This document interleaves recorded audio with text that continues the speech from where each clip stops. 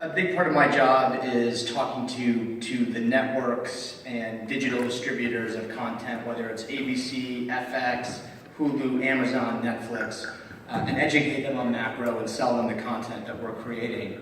And what's interesting to me, and this is something that Charles experienced as an agent, is everyone kind of marginalized him and our company as this little company in the corner making a movie for Black folks and Latino folks. And you're a little niche play, and we want to reach a big general market.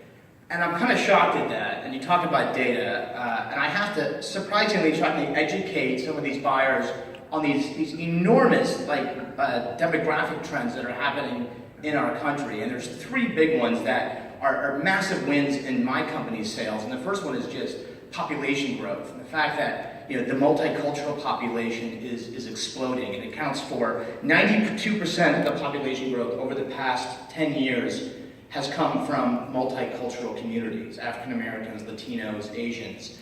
So by far, communities of color are the fastest growing in the country. So that's one. The second is the explosion in multicultural spending power. So over the past 10 years, multicultural spending power has gone from 1.4 trillion to 3.6 trillion. $3.6 trillion here in the US is what multicultural consumers spend on a yearly basis. That's massive. And that has outpaced the growth of non-Hispanic white consumer spending more than 2 to 1. And then the third is multiculturals over-index on literally every media consumption habit you can think of. Whether it's watching mobile video, desktop video, television, going to the movies. So I tell them this, and they're like, really? And despite all of that, do they not believe you when you... Honestly, they think, I send them, UCLA does this really great Hollywood diversity report, and I've got charts and graphs that I've cut from there. There's one that I love sending, where the researchers over there, they segmented the characters of color from every scripted television show from last year, and they bucketed the cast into kind of diversity buckets. So, all right, shows that had less than 5% people of color, shows that had 6 to 10, all the way up to shows that had 100% people of color in the cast. And then against those buckets, they mapped them against Nielsen ratings. And guess which group had the highest overall Nielsen ratings?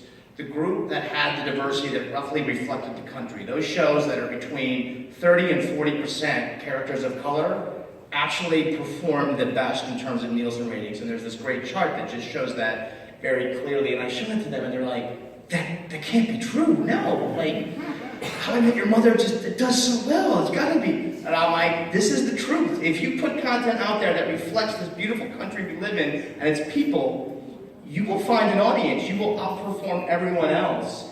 And it's like this eye-opening moment. Wow. And it's like, we are not serving a niche market. We are serving the new majority.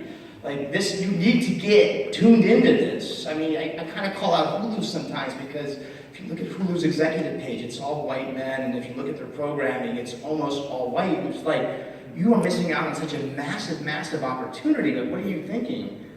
You should hire Macro to make all of your content. But it's an amazing thing, and it is equally amazing that Hollywood has not caught on, and that there is this massive underrepresentation across the board. But we will change that, and not just us. There are a lot of companies like Macro that are coming up that will change this.